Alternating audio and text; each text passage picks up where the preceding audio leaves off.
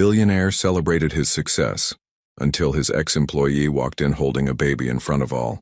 Before we begin, drop a comment telling us which city you're watching from, and once the story ends, don't forget to rate it from 0 to 10. Oh, and make sure to follow our channel for more stories like this. Now, sit back and enjoy every detail. The rooftop of the Beverly Hills Meridian Tower glittered like a constellation brought down to earth. Crystal chandeliers cast warm light over the crowd of tech moguls, venture capitalists, and social media influencers who had gathered to celebrate a decade of MindZen's unprecedented success. The Los Angeles skyline stretched endlessly beyond floor-to-ceiling windows, but tonight, all eyes were focused on one man. Callum Devereux stood at the edge of the main stage, adjusting his midnight blue Tom Ford suit. At 37, he possessed the kind of effortless magnetism that made magazine covers and board meetings equally captivating. His dark hair was perfectly styled, not a strand out of place, and his steel gray eyes held the confident gleam of someone who had never known failure. Standing 6'2" with an athletic build maintained by early morning sessions with his personal trainer, Callum commanded attention without trying. "Ladies and gentlemen," the event coordinator whispered into her headset, "we're going live in 30 seconds. Callum nodded, his fingers briefly touching the platinum watch on his wrist, a gift to himself when MindZen hit its first billion in valuation. The app had revolutionized productivity for millions of users worldwide, combining meditation techniques with focus-enhancing technology. Tonight's celebration was being live-streamed to over 200,000 viewers, with a Ragger MindZen decade trending across all social platforms. The coordinator gave him the signal. Callum stepped forward, his polished Oxford shoes clicking against the marble floor as he approached the podium. The crowd fell silent, phones raised to capture every moment. 10 years ago, Callum began, his voice carrying the practiced confidence of countless TED Talks and investor presentations. "I had a simple belief that technology could help us find clarity in chaos, focus in distraction, purpose in—" A murmur rippled through the crowd. Callum paused, his trained speaker's instincts telling him something was wrong.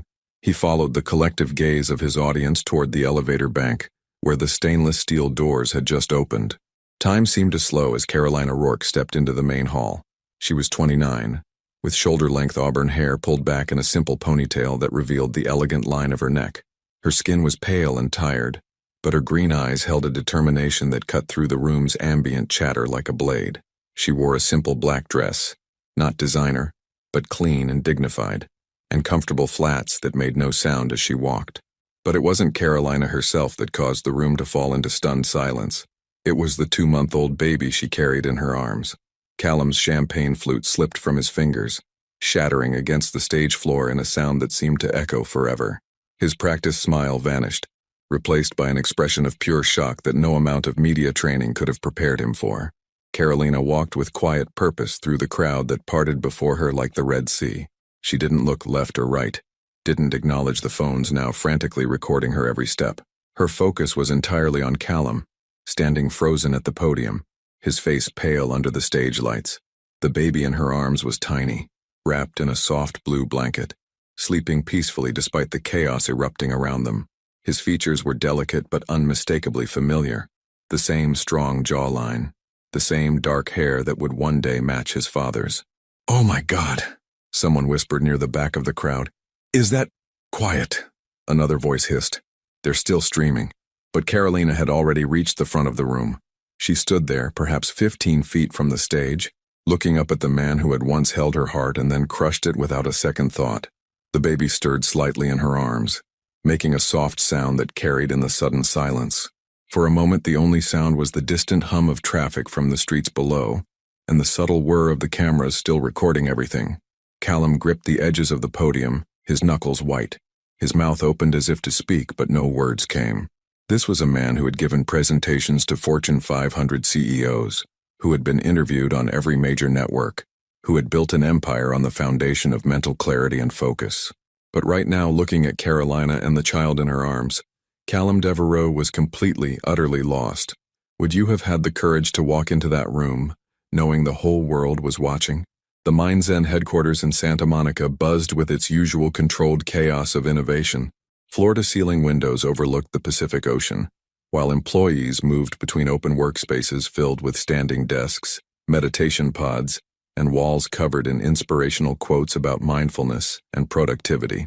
Carolina Rourke sat at her desk in the user experience department, her fingers dancing across dual monitors as she refined the interface for MindZen's upcoming meditation feature.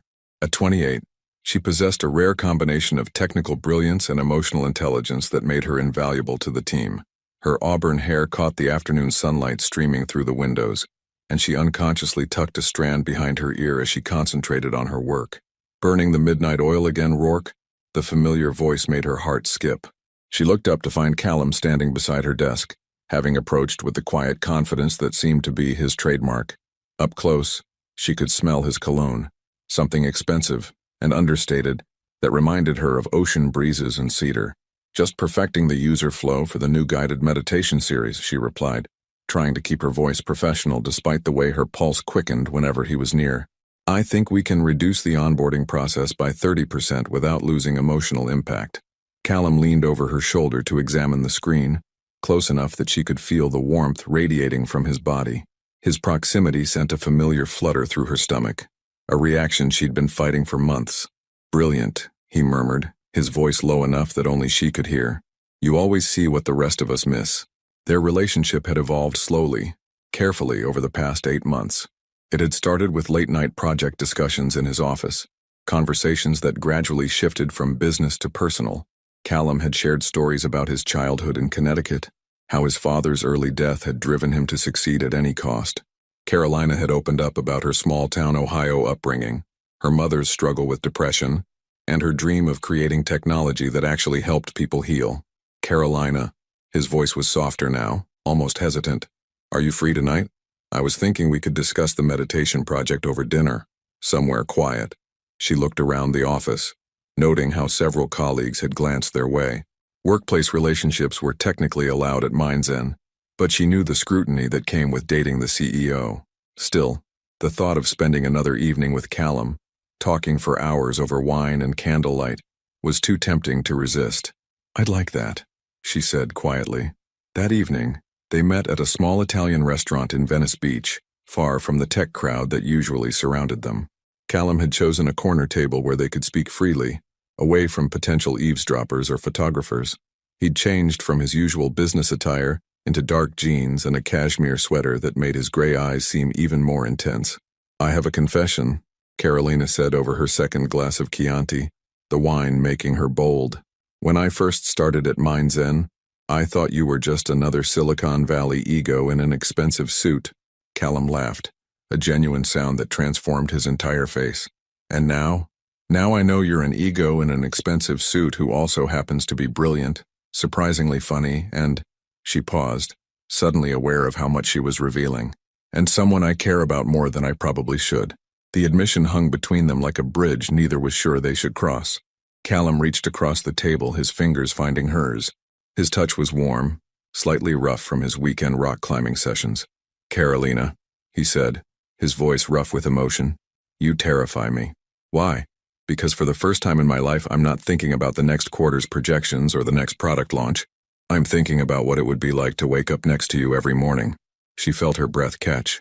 They'd been dancing around this moment for weeks, both of them knowing they were falling into something deeper than casual attraction. Then why do you look like you're about to run away? She asked softly. Callum's jaw tightened almost imperceptibly. Because I don't know how to do this, Carolina. I've spent my entire adult life building walls, creating distance. MindZen succeeded because I never let emotions cloud my judgment. I'm not asking you to compromise your business, she said, squeezing his hand. I'm asking you to trust that maybe, just maybe, letting someone in won't destroy everything you've built. That night, he drove her back to her apartment in Manhattan Beach. A cozy one-bedroom place she'd decorated with plants, vintage books, and photographs from her travels. For a moment, they sat in his Tesla in comfortable silence, listening to the distant sound of waves.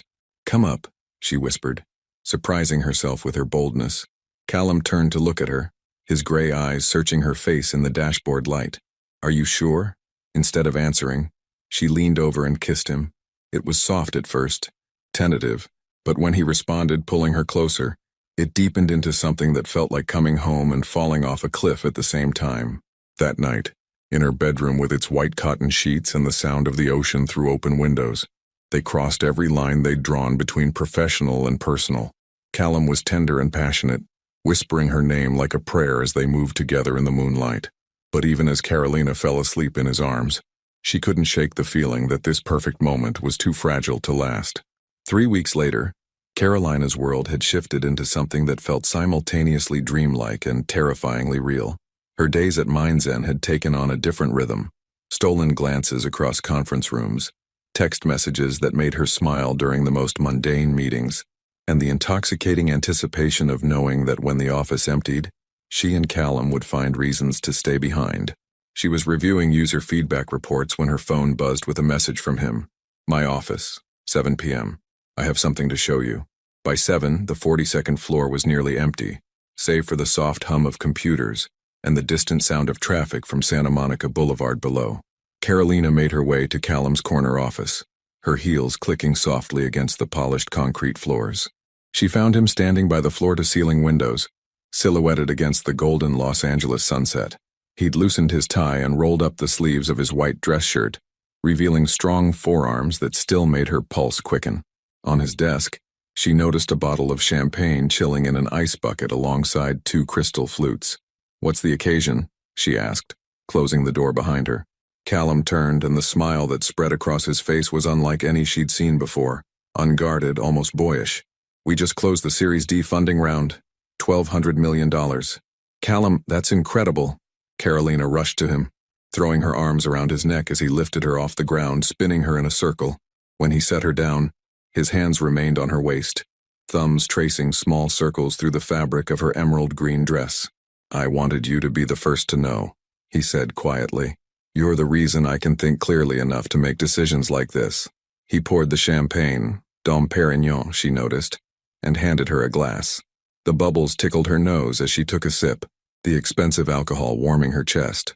"To clarity," Callum said, raising his glass. "To taking chances," she countered, meeting his eyes.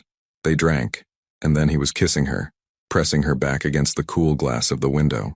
The city sprawled below them, millions of lights beginning to twinkle in the gathering dusk. But Carolina was only aware of Callum's hands in her hair, the taste of champagne on his lips, the way he whispered her name, like it was the most important word he'd ever spoken. Later, as they lay together on the leather couch in his office, Carolina traced patterns on his bare chest with her fingertip. His skin was warm and smooth, marked only by a small scar near his collarbone from a childhood accident he'd told her about. "Tell me something you've never told anyone," she said softly. Callum was quiet for so long that she thought he might not answer. When he finally spoke, his voice was barely above a whisper. "Sometimes I wake up at 3 in the morning and I can't breathe, not because of anxiety or stress, but because I realize how empty my life was before you." Carolina lifted her head to look at him. In the dim light from the city below, his face looked younger, more vulnerable than she'd ever seen it. "You're not empty, Callum. You're just scared of being full." He cupped her face with his palm, thumb brushing across her cheekbone. "What if I mess this up? What if I hurt you? What if you don't?" she replied, leaning into his touch. But even as she said the words, Carolina noticed something in his expression, a flicker of doubt that he tried to hide behind another kiss. She pushed the observation away, choosing instead to lose herself in the feeling of being wanted by someone she was rapidly falling in love with. The next morning, Carolina arrived at work early, still glowing from the previous evening. She'd gone home around midnight, but not before Callum had made her promise to be careful about how they appeared at the office. "Just until we figure out how to handle this publicly," he'd said, and she'd agreed, understanding the complexity of their situation. She was organizing her desk when Meredith Chen from HR approached, her expression carefully neutral. "Carolina, could I have a word with you in my office?" Something cold settled in Carolina's stomach as she followed Meredith down the hallway.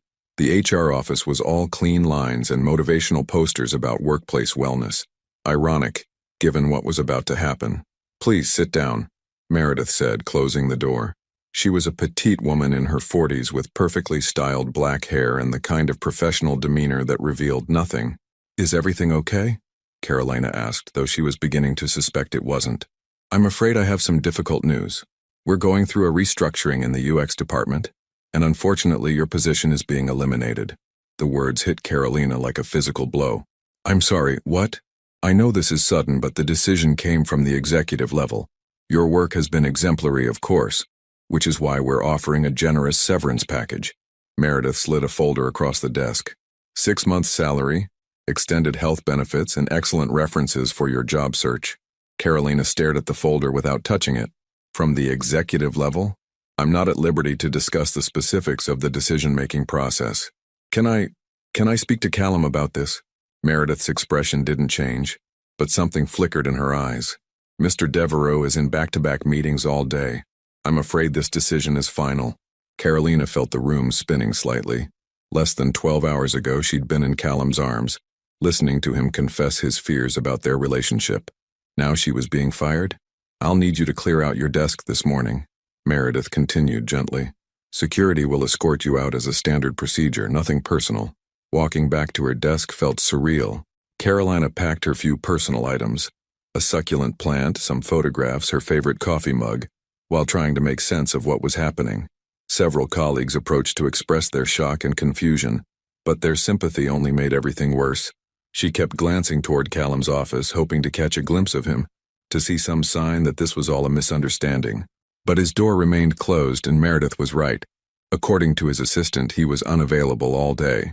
As security walked her to the elevator, Carolina's phone buzzed with a text message. For a moment, her heart leaped, thinking it might be Callum with an explanation. Instead, it was from her dentist's office confirming her appointment for the following week. Standing in the lobby of the building where she'd worked for 2 years, clutching a cardboard box of her belongings, Carolina felt more lost than she had since her mother's death 3 years earlier. That evening, she sat in her apartment, staring at her phone, and waiting for Callum to call. He had to call. There had to be an explanation. The man who had whispered about waking up at 3 in the morning, who had held her like she was precious, that man wouldn't just discard her without a word. But as the hours passed and her phone remained silent, a terrible understanding began to settle over her like a cold fog. By 9 p.m., Carolina couldn't wait any longer. She drove back to the Mines End building, her hands trembling slightly as she gripped the steering wheel of her Honda Civic.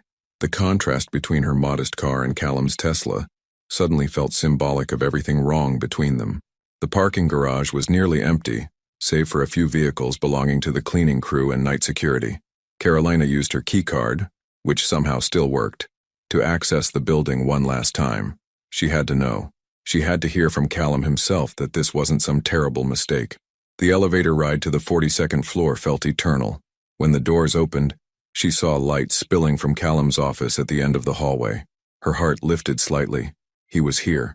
They could talk and he would explain everything. As she approached his office, she could hear his voice through the partially open door. He was on the phone, pacing behind his desk as he often did during important calls.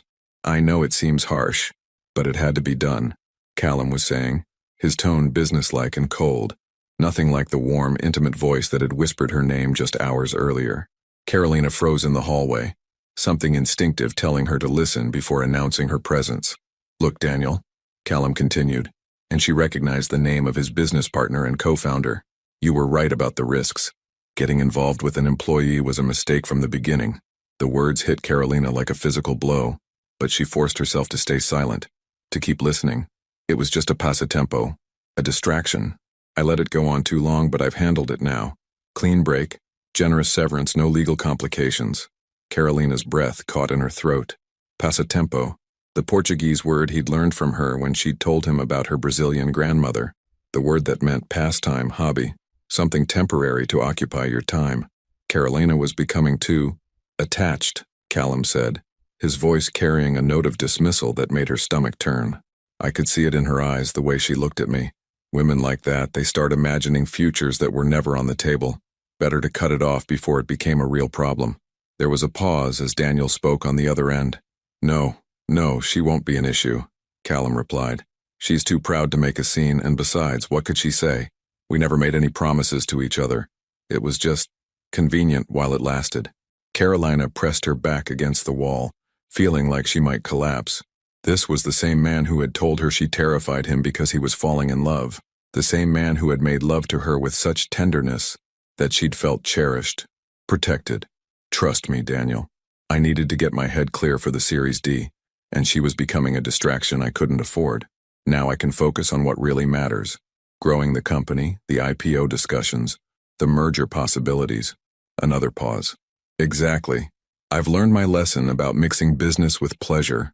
From now on, it's strictly professional relationships. No more complications. Carolina heard the sound of Callum sitting down in his leather chair, the same chair where they'd held each other just the night before. Besides, he added, and she could picture him leaning back with that confident smile she'd fallen in love with. There are plenty of other options out there. That venture capitalist from Goldman Sachs has been very friendly at the last few events. Much more appropriate for someone in my position.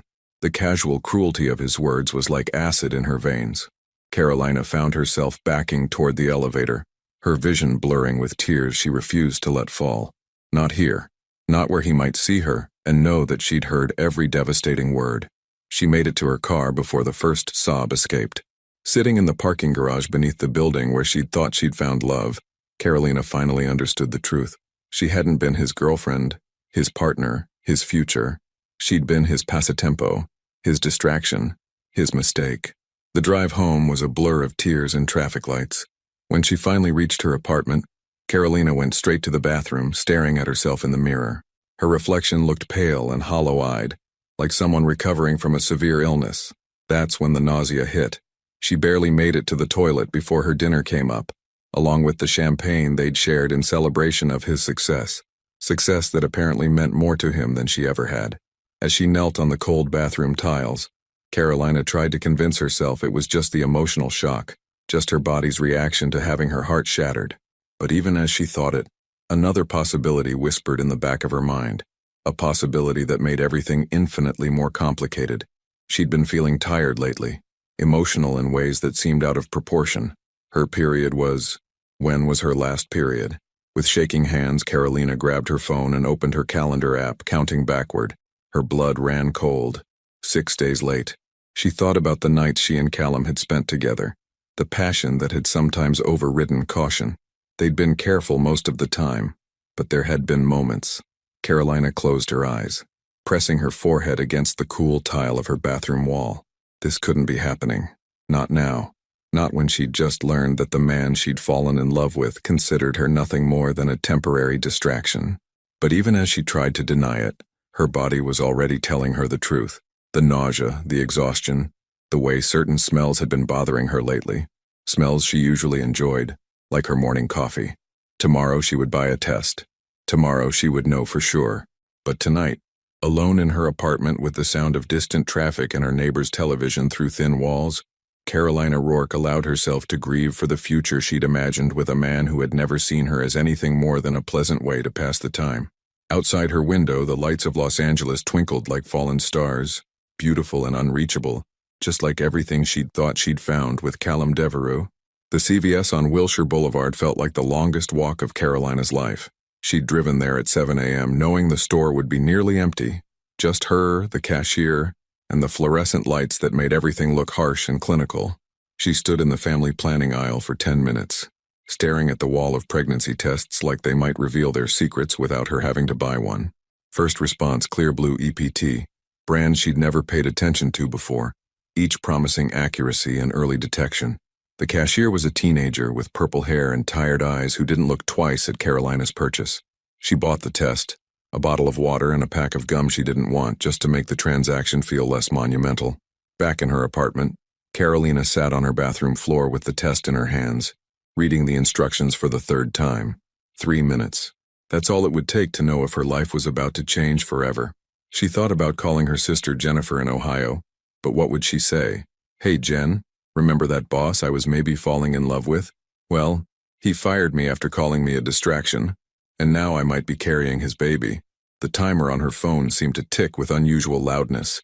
Carolina closed her eyes, trying to steady her breathing the way Callum's own app had taught her.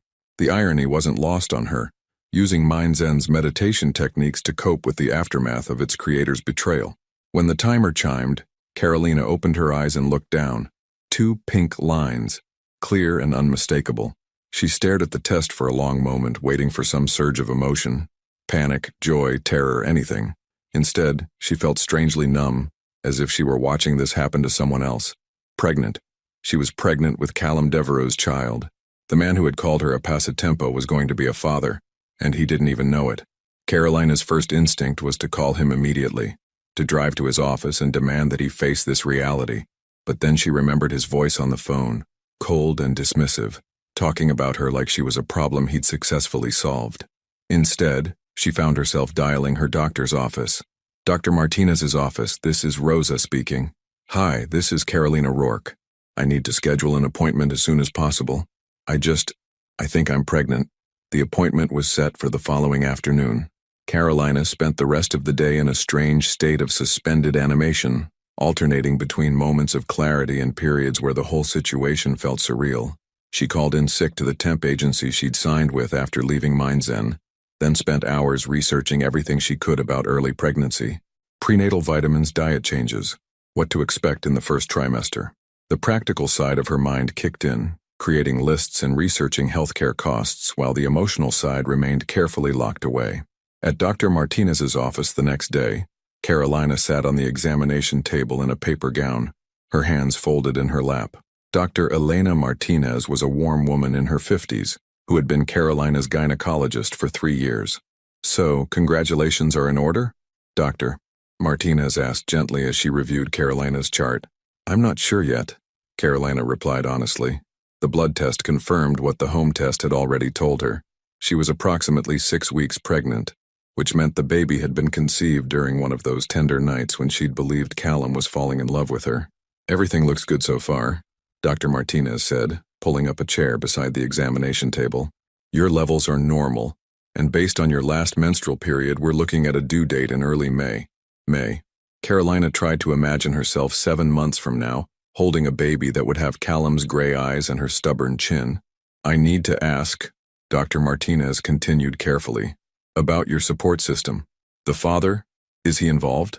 Carolina's laugh was bitter. He doesn't know, and I'm not sure he ever will. That's a significant decision. Have you thought about what you want to do? Carolina had been thinking about little else. She was 28, financially unstable after losing her job and facing single motherhood. The logical choice seemed clear, but every time she tried to imagine walking into a clinic, something inside her rebelled. I want to keep the baby, she heard herself say, surprising them both. I don't know how I'm going to manage it, but I want to keep the baby. Dr. Martinez smiled. Then we'll make sure you have everything you need. I'm going to prescribe prenatal vitamins and folic acid. We'll also need to discuss your anxiety medication. Carolina's stomach dropped. She'd been taking sertraline for anxiety since college, a low dose that helped keep her panic attacks manageable. We'll need to evaluate whether it's safe to continue during pregnancy, Dr. Martinez explained.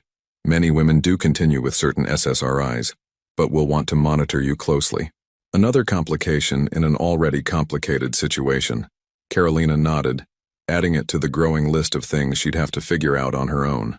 That evening, she sat in her small kitchen with a glass of water and the bottle of prenatal vitamins, staring at the horse-sized pills she was supposed to take daily for the next 7 months. On her laptop screen was a job search website, dozens of positions she could apply for now that she was unemployed. But there was also another tab open, Callum's LinkedIn profile. His latest post was a professional headshot with the caption, "Grateful for the incredible team that made our Series D possible. Onward and upward. Mindzen. Growth. Leadership." Hundreds of comments congratulated him, praised his vision, called him an inspiration. Carolina wondered what they would think if they knew that this visionary leader had discarded a pregnant employee like yesterday's coffee. She closed the laptop and placed her hand on her still flat stomach. It was impossible to believe there was a life growing inside her, a tiny cluster of cells that would somehow become a person with Callum's intelligence and her determination. It's just you and me, little one, she whispered to her reflection in the dark window. But I promise you something. You're not going to grow up thinking you were unwanted. Because whatever your father thinks of me, you were conceived in what I thought was love. Outside, Los Angeles continued its relentless pace, millions of people pursuing their dreams under the endless sky. But in her small apartment, Carolina Rourke began the quiet, determined work of rebuilding her life around the most important person she'd never met. The morning sickness started in week 8 and lasted until week 16, leaving Carolina pale and exhausted as she struggled through phone interviews for freelance graphic design work. She'd converted her small dining nook into a makeshift office, complete with a second-hand desk from Craigslist and a computer setup that would have to suffice until she could afford better equipment. So, Ms. Rourke, The voice on the phone belonged to Gerald Hoffman, creative director at a small marketing firm in Culver City. Your portfolio is impressive, but there's a gap in your employment history. You left Mind's End 3 months ago? Carolina gripped the phone tighter, fighting a wave of nausea that had nothing to do with pregnancy hormones. I decided to pursue freelance opportunities to have more creative freedom. It was the lie she'd perfected over dozens of similar conversations. She couldn't tell potential employers that she'd been fired after a personal relationship with the CEO went wrong. In the tech world, reputation was everything, and Callum's influence reached far beyond Mind's End's offices. I see. Well, we're looking for someone to start immediately on a campaign for a wellness app. Ironic, given your background. Gerald's chuckle made Carolina's stomach churn. But we can only offer $25 per hour, and it's project-based. $25 an hour was a third of what she'd been making at Mind's End. But Carolina had already learned that pregnancy made job hunting nearly impossible. Even when employers couldn't ask directly, they found ways to eliminate pregnant candidates from consideration. That works for me, she said, adding another small compromise to the growing list. By month 4, Carolina had established a routine that revolved around managing her anxiety, without her usual medication, attending prenatal appointments alone, and working enough freelance hours to cover rent and groceries. Barely. Dr. Martinez had helped her transition to a pregnancy-safe anti-anxiety medication, but the adjustment period had been rough, filled with sleepless nights and days when leaving her apartment felt impossible. She joined an online support group for single mothers, finding comfort in the stories of women who were navigating similar challenges. There was Marie in Seattle, whose partner had left when she refused to terminate the pregnancy. Lisa in Austin, whose husband had died in a car accident at 6 months pregnant, and dozens of others who reminded Carolina that she wasn't alone, even when she felt completely isolated. The hardest part wasn't the physical discomfort or the financial stress. It was the loneliness. Carolina found herself talking to the baby constantly, narrating her days as if her unborn child could understand. "Your kicks are getting stronger," she said one evening in month 6, her hand resting on her rounded belly as she sat in her small living room. "Dr. Martinez says you're measuring perfectly. You're going to be tall like your father."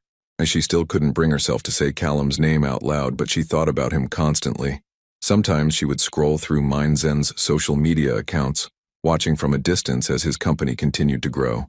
He'd been featured on the cover of Forbes in month 5 of her pregnancy, looking confident and successful in a charcoal gray suit. The article had mentioned his laser focus and dedication to the company above all else. There was a brief mention of his personal life. Apparently he was dating Vivian Cross, a venture capitalist from Goldman Sachs, the same woman he'd mentioned on that horrible phone call. Carolina had closed her laptop and cried for 20 minutes, grieving not just for what she'd lost, but for what her child would never have. In month 7, her sister Jennifer visited from Ohio, taking one look at Carolina's cramped apartment and immediately going into protective big sister mode. "You can't raise a baby here," Jennifer said bluntly, standing in the middle of the living room that doubled as Carolina's bedroom. At 32, Jennifer was everything Carolina wasn't: married, financially stable, living in a 4-bedroom house in suburban Cleveland with her husband Mark and their 2 kids. "It's not ideal, but it's what I can afford," Carolina replied, defensive despite knowing her sister was right. "Come home with me. Mark and I have been talking about it. You could live with us until you get back on your feet, help with the kids, figure out your next move." The offer was tempting. A real support system, financial security, help with the baby. But it also felt like giving up, like admitting that Callum's dismissal of her had been correct. "I need to try to make it work here first," Carolina said quietly. Jennifer sighed, settling onto the couch beside her sister. "Can I ask you something? Why haven't you told the father? I know you said it's complicated, but Carolina, this is his child too." Carolina was quiet for a long moment, watching the Los Angeles traffic move past her window. "Because he made it very clear that I was nothing to him. And I won't force myself or my baby into someone's life where we're not wanted. But what if he's changed? What if he deserves to know? What if he hasn't?" Carolina countered. "What if he offers me money to go away or tries to take the baby from me? Or just ignores us completely? I can't handle any of those scenarios right now." In month 8, Carolina's anxiety reached new heights as her due date approached. She'd taken a childbirth preparation class at the community center, feeling conspicuously alone among the couples practicing breathing techniques and discussing birth plans. Her own plan was simple: get through labor, take care of her baby, and figure out everything else as she went. She'd started experiencing Braxton Hicks contractions, practice contractions that left her breathless and reminded her that she was about to become responsible for another human being's entire existence. The weight of that responsibility felt overwhelming some days, especially when she calculated and recalculated her finances, trying to figure out how to afford childcare so she could work. Late one night in her 9th month, Carolina stood in front of the bathroom mirror examining her reflection. Her body had changed completely. Her breasts were fuller, her face rounder, her hair thicker and shinier than it had ever been. She looked like a mother, she realized. She looked strong. "Almost time to meet you, little one," she whispered, running her hands over her belly. "I know it's just going to be us, but I promise I'll love you enough for 2 parents." The baby kicked in response, a firm jab against her ribs that made her smile despite everything. In 2 weeks she would hold her child for the first time, and maybe eventually she would find the courage to tell Callum Devereux that his passatempo had created the most important thing in both their lives. The contractions started at 3 a.m. on a Tuesday in early May, just as Dr. Martinez had predicted. Carolina woke to a tightening sensation across her belly that was different from the practice contractions she'd been experiencing for weeks. This felt purposeful, urgent, like her body had finally decided it was time. She lay in bed for an hour, timing the contractions on her phone app, watching as they gradually became stronger and closer together. When they reached 5 minutes apart, she called the labor and delivery unit at Cedars-Sinai. "This is Carolina Rourke," she said, trying to keep her voice steady as another contraction peaked. "I think I'm in labor." The drive to the hospital was surreal. Los Angeles was still mostly asleep, the freeway surprisingly clear as Carolina navigated her Honda Civic through the early morning darkness. She'd packed her hospital bag weeks ago, a small duffel containing comfortable clothes, toiletries, and a soft blue blanket she'd bought for the baby. At the hospital, she was admitted to a labor and delivery room with pale yellow walls and a large window overlooking the city. Nurse Patricia Williams, a kind woman in her 50s with gentle hands and a warm smile, helped Carolina change into a hospital gown and get settled. "Is your partner on the way?" Patricia asked as she attached monitors to Carolina's belly. "It's just me," Carolina replied, a response she'd practiced but still felt heavy saying out loud. Patricia's expression softened with understanding. "Well, you're in good hands. I've been doing this for 23 years and I'll make sure you have everything you need." Labor progressed slowly. Carolina walked the halls, bounced on an exercise ball, and tried every position the nurses suggested to help the baby descend. By noon, her contractions were intense and regular, but her cervix was dilating slowly. Dr. Martinez arrived during her lunch break, checking Carolina's progress with gentle efficiency. "You're doing beautifully," the doctor assured her. "First babies like to take their time. This little one will come when they're ready." The afternoon hours blurred together in waves of pain and rest. Carolina found herself thinking about Callum during the quiet moments between contractions. She wondered what he was doing right now, probably in a meeting, discussing quarterly projections or product development, completely unaware that his child was about to be born. At 4 p.m., Patricia suggested an epidural as Carolina's pain intensified. The relief was immediate and profound, allowing her to rest and gather strength for what was ahead. "Better?" Patricia asked, adjusting Carolina's pillows. "Much better, thank you." Carolina managed to smile. "Can I ask you something? Do you think I'm crazy for doing this alone?" Patricia sat on the edge of the bed, her expression thoughtful. "Honey, I've seen all kinds of families in this room. Rich ones, poor ones, big ones, small ones. What makes a good parent isn't the number of people in the delivery room. It's the amount of love waiting for that baby. And I can see you've got plenty of that." As evening approached, Carolina finally reached full dilation.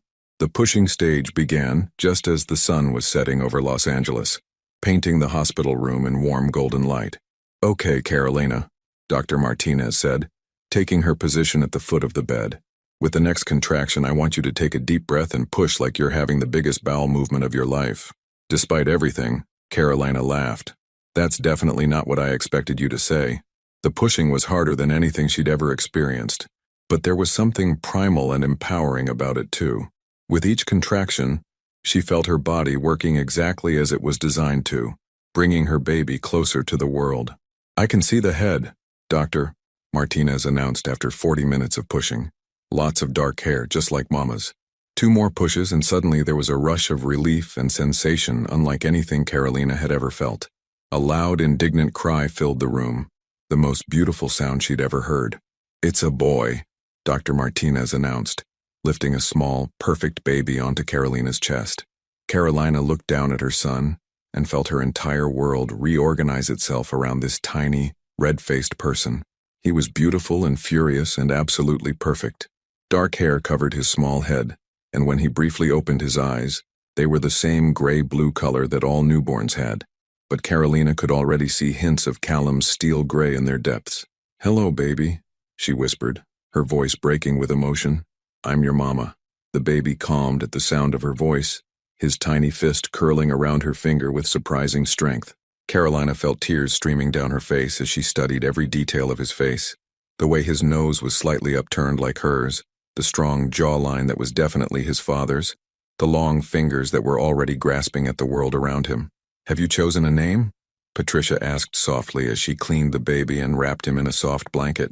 Carolina had considered dozens of names over the past months, but looking at her son now, only one felt right. "Oliver," she said. "Oliver James Rourke." James had been her father's middle name, and Oliver felt strong and classic, a name that would suit both a child and the man he would become. "Oliver James?" Patricia repeated with a smile. "That's a beautiful name."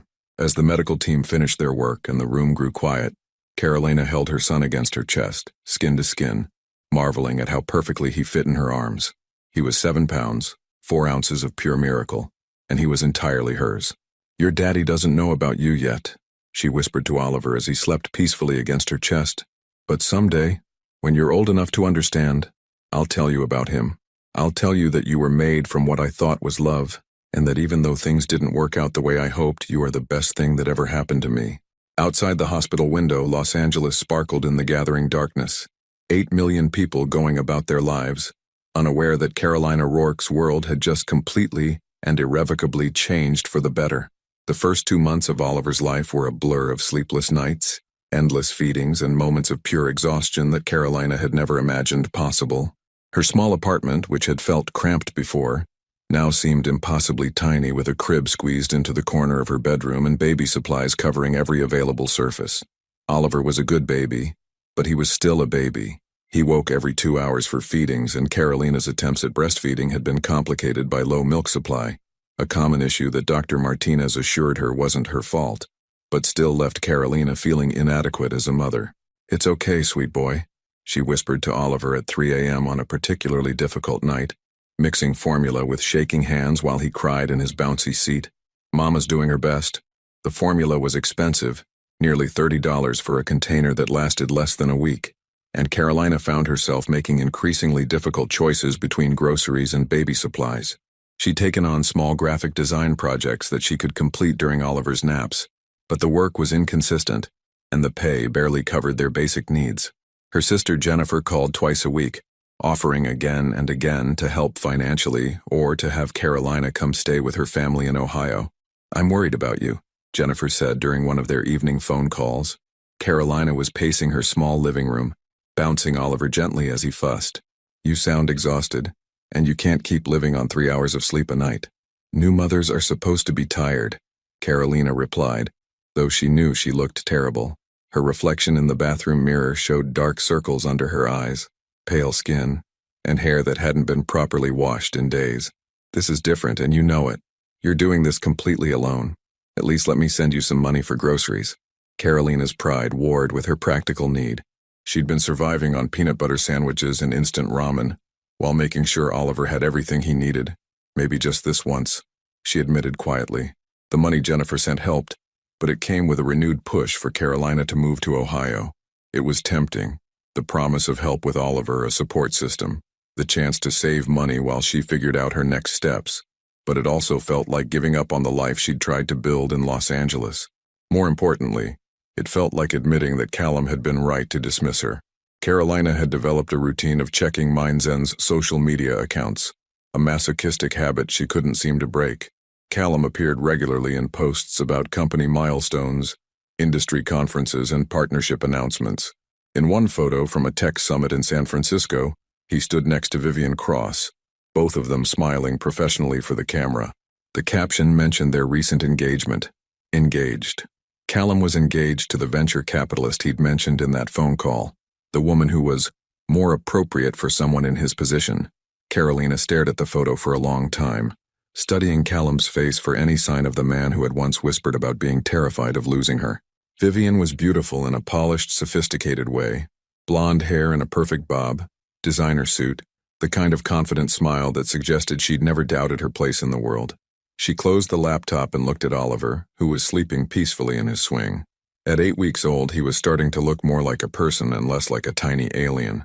His dark hair had grown thicker, and when he was awake, his eyes were definitely turning gray like his father's. He had Callum's long fingers and strong jawline, but Carolina's nose and the way his mouth curved when he smiled. "Your daddy's getting married," she told the sleeping baby, to someone who probably never has to choose between buying diapers and paying the electric bill. That evening, as Carolina struggled to keep her eyes open while Oliver had his last feeding of the day, she made a decision that had been building for weeks. She was going to tell Callum about Oliver, not because she wanted anything from him, not money, not a relationship, not even acknowledgement, but because Oliver deserved to know who his father was, and Callum deserved to know he had a son, even if he chose to do nothing with that information. Carolina had been carrying the secret for 11 months, and the weight of it was becoming unbearable. Every time she looked at Oliver's gray eyes or watched him grab at objects with those long, elegant fingers, she was reminded that half of his genetic makeup came from a man who didn't even know he existed. She thought about the timing. Callum's engagement announcement had been posted just 2 days ago, which meant he was probably in a good place in his life, successful, happy, planning a future with someone he'd chosen this time. Maybe that would make him more receptive to the news, or maybe it would make him want to protect his new life from complications. Either way, Carolina realized she couldn't keep carrying this alone. The next morning, she spent Oliver's morning nap researching Mindzen's upcoming events. There had to be a public appearance where she could approach Callum directly, somewhere she could control the narrative instead of risking a phone call or email that might be ignored or filtered through assistants. She found what she was looking for. Mindzen's 10th anniversary celebration was scheduled for the following week at a rooftop venue in Beverly Hills. The event was being live-streamed and covered by tech media, which meant Callum would be there, probably giving speeches and accepting congratulations. It was perfect and terrifying in equal measure. Carolina looked at Oliver, who was starting to stir in his crib, making the soft sounds that meant he was waking up hungry. "What do you think, baby boy?" she asked, lifting him into her arms. "Should Mama go tell your daddy about you?" Oliver looked at her with those serious gray eyes that reminded her so much of Callum, and for a moment, Carolina could have sworn she saw understanding in his gaze. She had a week to prepare, a week to find the courage to walk into that room and change everything. Carolina stood outside the Beverly Hills Meridian Tower, holding Oliver against her chest, watching elegantly dressed guests stream into the building through glass doors that reflected the early evening sky. She'd spent the last week preparing for this moment, but now that she was here, her resolve was wavering. She'd borrowed a simple black dress from her neighbor, Elena, a single mother of 2 who understood what it meant to make something work with limited resources. The dress was classic and dignified, appropriate for the occasion without drawing unnecessary attention. Her auburn hair was pulled back in a low ponytail, and she'd applied just enough makeup to hide the exhaustion that had become her constant companion. Oliver was dressed in the one nice outfit she owned for him, a soft blue romper that brought out his gray eyes. At 2 months old, he was alert and curious, his gaze taking in the lights and movement around them with serious attention. "We can still go home," Carolina whispered to him, her voice barely audible over the sound of traffic on Wilshire Boulevard. "We don't have to do this." But even as she said the words, she knew she couldn't turn back. This moment had been building for 11 months through pregnancy, labor, sleepless nights, and the growing weight of a secret that was too big for one person to carry. Carolina took a deep breath and walked toward the building entrance. The lobby was all marble and crystal, designed to impress. A registration table was set up near the elevators, staffed by young professionals with tablets and bright smiles. Carolina recognized the Mindzen branding immediately, the clean, minimalist aesthetic that had once felt like home. "Good evening," said a cheerful woman with a headset and a tablet. "Are you here for the Mindzen anniversary celebration?" "Yes," Carolina replied, her voice steadier than she felt. "Name for the guest list?" Carolina's heart pounded. She obviously wasn't on any guest list. I'm a former employee. I wanted to congratulate Mr. Devereaux personally. The woman's smile flickered slightly as she scanned her tablet. I don't see your name here. Let me check with my supervisor. That's okay, Carolina said quickly. I'll just wait in the lobby. Could you let him know that Carolina Rourke is here to see him? I'm sorry, but without being on the guest list, I can't. Please. Carolina's voice carried a note of desperation that made the woman pause. Just tell him Carolina is here. He'll understand. Oliver made a soft sound, drawing the woman's attention. Her expression softened as she looked at the baby. Let me see what I can do, she said quietly, stepping away to speak into her headset. Carolina waited, swaying gently to keep Oliver calm as guests continued to flow past them toward the elevators. She recognized some faces, former colleagues, tech industry executives, investors she'd seen at company events when she'd been part of this world. After what felt like an eternity, the woman returned. I spoke to Mr. Devereaux's assistant. He's in the middle of interviews with tech media, but she said if you'd like to wait, there might be an opportunity later in the evening. It wasn't the direct access Carolina had hoped for, but it was something. Thank you, I'll wait. She found a seat in the lobby's seating area, positioning herself where she could see the elevator bank. From here, she could also see the live stream of the event playing on mounted screens throughout the lobby. Callum appeared on camera, looking exactly as she remembered. Confident, articulate, commanding attention effortlessly. He was being interviewed by a tech journalist, discussing MindZen's evolution over the past decade. Carolina found herself studying his face, looking for changes. He seemed thinner, perhaps, and there was something in his eyes that hadn't been there before, a kind of restless energy that suggested success hadn't brought him the peace he'd been seeking. The key to MindZen's success, Callum was saying on the screen, has always been our focus on authentic human connection. Technology should enhance our ability to connect with what matters most, not distract us from it. The irony wasn't lost on Carolina. Here was a man talking about authentic connection, while she sat 40 floors below him, holding his son, unable to tell him the most important truth of their lives. Oliver began to fuss, and Carolina realized he was probably hungry. She'd brought bottles of formula, but feeding him here in the lobby felt too exposed, too vulnerable.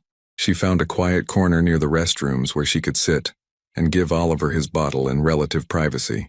As she fed him, Carolina watched the elevator numbers climb up and down, carrying guests to and from the celebration above. She thought about all the times she'd ridden those same elevators to Callum's office, full of excitement about a new project or nervous anticipation about a late dinner that might turn into something more. Your daddy's up there right now, she murmured to Oliver, who was drinking contentedly. He's probably giving speeches and accepting congratulations, surrounded by people who think he has everything figured out. Oliver's gray eyes looked up at her as if he understood every word. At 9 p.m., the lobby began to fill with guests leaving the event. Carolina's heart rate increased as she recognized more faces, knowing that Callum might appear at any moment. She stood up, adjusting Oliver in her arms, preparing herself for a confrontation that could change everything. That's when she saw him. Callum stepped out of the elevator, surrounded by a small group of executives and investors. He was laughing at something someone had said, his hand resting casually on the lower back of a blonde woman in an elegant navy dress. Vivian Cross, his fiancée. Carolina's breath caught. Seeing them together in person was different from looking at photos online. They looked like they belonged together, polished and successful, the kind of power couple that graced magazine covers. For a moment, Carolina considered retreating, slipping out of the building before anyone noticed her. This was Callum's moment of triumph, surrounded by his chosen people, planning a future with a woman who fit perfectly into his world. But then Oliver made a soft cooing sound, and Carolina looked down at his perfect face. Callum's eyes, her nose, a combination of both their stubborn chins, and she knew she couldn't leave. She stepped forward, moving through the crowd with quiet determination. Several people glanced at her curiously, probably wondering who she was and why she had a baby at a corporate event. But Carolina kept her focus on Callum. When she was about 10 feet away, their eyes met. The effect was immediate and electric. Callum stopped mid-sentence, his face going pale, his confident smile vanishing as if someone had flipped a switch. The group around him continued talking for a moment, before noticing that he was no longer participating in the conversation. Callum? Vivian touched his arm gently. Are you all right? But Callum wasn't looking at his fiancée. He was staring at Carolina with an expression of complete shock, his gaze moving from her face to the baby in her arms and back again. The lobby seemed to quiet around them, though Carolina knew that was probably just her imagination. Time felt suspended as she stood there holding Oliver, waiting for Callum to say something, to do something, to acknowledge that his entire world had just shifted. When he finally spoke, his voice was barely above a whisper, but she heard every word clearly. Carolina. The silence stretched between them like a chasm, filled with 11 months of unspoken words and unshared pain. Callum's face had gone from confident CEO to vulnerable human being in the span of seconds, his steel-gray eyes fixed on Oliver with an intensity that made Carolina's heart race. Vivian followed Callum's gaze, her perfectly manicured hand still resting on his arm. "Callum, who is this?" Her voice carried the crisp authority of someone accustomed to having questions answered immediately. But Callum seemed incapable of speech. He took a step toward Carolina, then stopped, as if an invisible barrier prevented him from getting closer. The group of executives around them had noticed the tension, their conversation dying as they watched their celebrated CEO stare at a young woman holding a baby. "We need to talk," Carolina said quietly, her voice carrying clearly in the sudden hush of the lobby. "Privately, Callum's voice cracked slightly. He cleared his throat and tried again. "Yes, we should. There's a conference room on the 3rd floor. Vivian's grip on his arm tightened. "Callum, we have the after-party at the Peninsula. The Goldman Sachs partners are expecting us." For the first time since Carolina had known him, Callum seemed to not care about a business obligation. "Cancel it," he said without looking at his fiancée. "Or go without me. I need to handle this." "Handle what exactly?" Vivian's tone had shifted from confusion to something sharper. She was a smart woman, Carolina realized, and she was beginning to piece together what she was seeing. Callum finally looked at Vivian, and Carolina saw something in his expression that might have been regret or guilt, or simply the weight of a life-changing moment. "I'll explain everything later, I promise. But right now, I need to speak with Carolina." The ride up to the 3rd floor was the longest elevator trip of Carolina's life. She stood on one side with Oliver, who was sleeping peacefully despite the chaos surrounding him. Callum stood on the opposite side, his hands clenched at his sides, stealing glances at the baby every few seconds as if he couldn't quite believe what he was seeing. The conference room was sterile and professional, glass walls, a long table, motivational posters about innovation and teamwork. Callum closed the door and activated the privacy glass, turning the transparent walls opaque with the touch of a button. They stood facing each other across the polished table, Carolina still holding Oliver protectively against her chest. "Is he?" Callum's voice was hoarse. "Is he mine?" Carolina had imagined this moment countless times, but she'd never expected Callum to look so broken, so utterly undone. "His name is Oliver," she said softly. "Oliver James Rourke, and yes, he's yours." Callum sank into one of the leather chairs as if his legs could no longer support him. He buried his face in his hands for a moment before looking up at Carolina with eyes that were bright with unshed tears. 11 months, he whispered. "You've been carrying this alone for 11 months. I tried to tell you," Carolina said, her own voice breaking slightly. "That night when you fired me, I came back to your office. I was going to tell you I thought I might be pregnant." Callum's face went even paler. "But you left without saying anything." "Because I heard you on the phone with Daniel." The words came out in a rush. 11 months of pain and anger finally finding their voice. "I heard you call me a passatempo, a distraction. You said I was just something convenient while it lasted, that women like me start imagining futures that were never on the table." The impact of her words was visible on Callum's face. He looked like she'd physically struck him. "Oh God, Carolina. Oh God, no. You said you needed to get your head clear, that I was becoming a distraction you couldn't afford." Carolina's voice was steady now, strengthened by the truth she'd been carrying. "So I left, and I raised your son alone while you moved on with your life and got engaged to someone more appropriate for your position." Callum stood abruptly, running his hands through his hair in a gesture she remembered from their time together. "You don't understand. That conversation with Daniel, I was trying to convince myself that what I felt for you wasn't real. I was terrified, Carolina, terrified of how much you meant to me. So you fired me? So I made the biggest mistake of my life." His voice cracked with emotion. "I told myself I was protecting the company, protecting my reputation. But the truth is, I was protecting myself. Because for the first time in my adult life, someone mattered more to me than mine's in. and it scared the hell out of me. Oliver stirred in Carolina's arms, making soft baby sounds that drew both their attention. Callum's expression softened as he looked at his son, wonder replacing the anguish in his eyes. Can I hold him?" he asked, hesitantly. Carolina hesitated for a moment, then slowly approached Callum. "Support his head," she instructed softly, as she carefully transferred Oliver into his father's arms. The moment Callum held his son for the first time was transformational.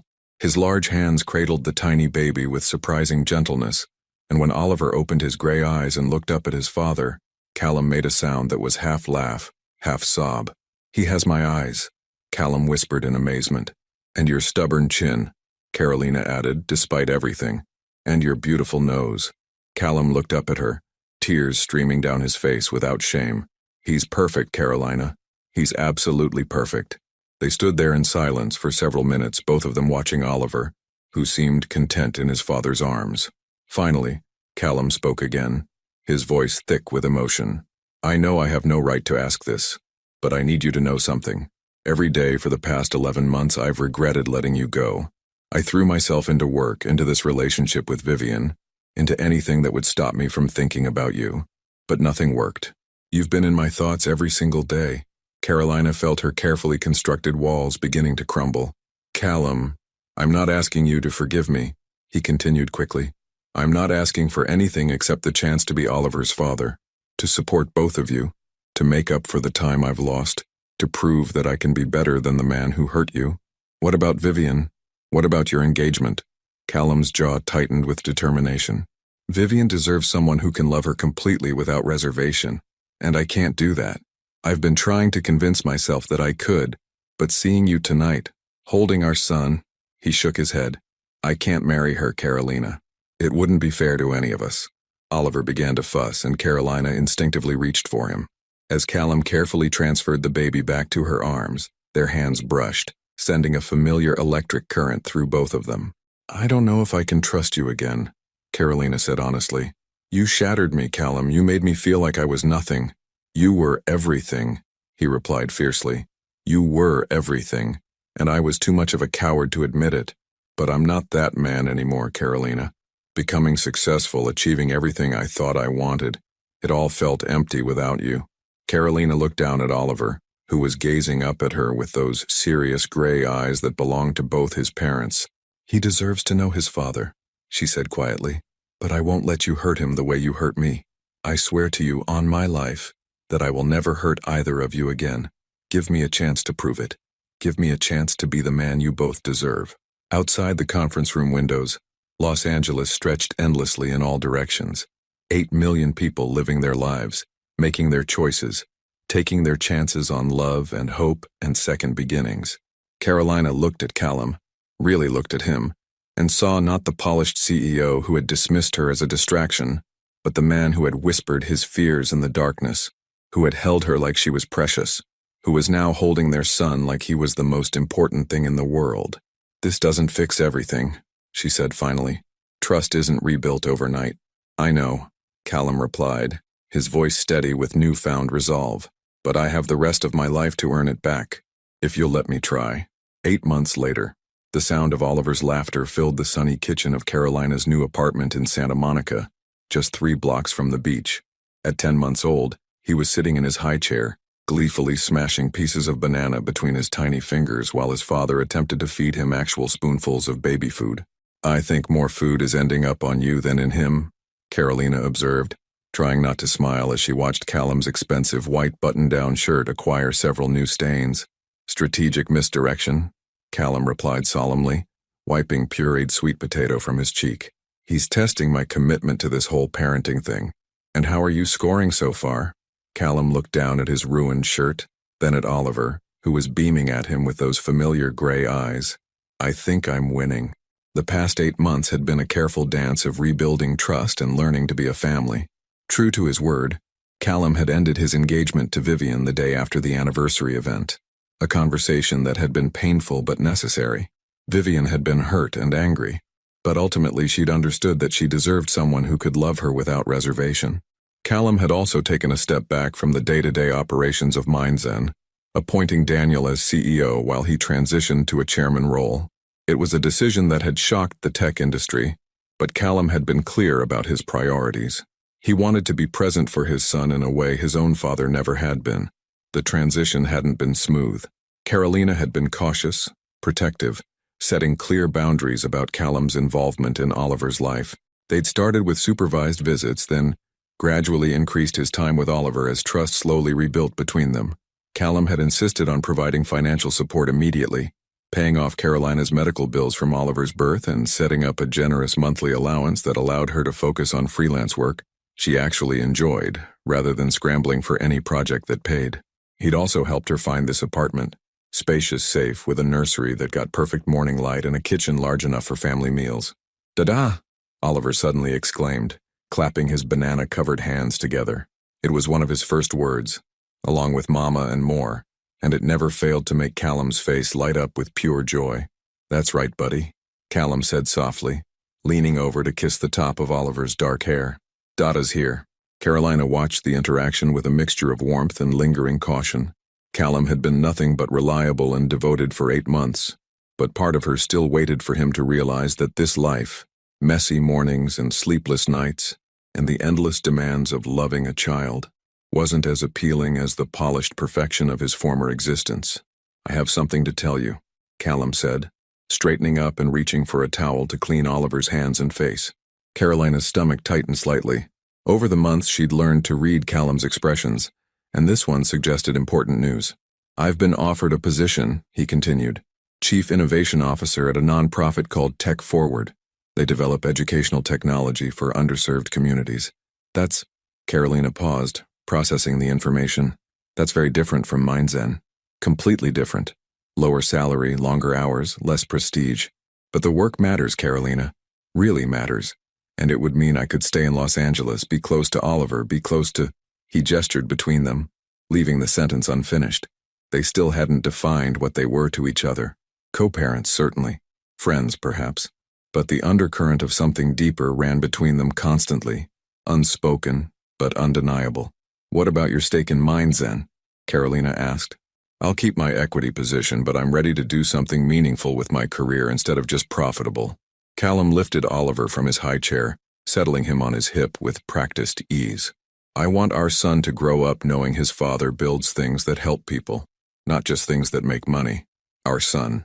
The phrase still made Carolina's heart flutter, even after 8 months of hearing it.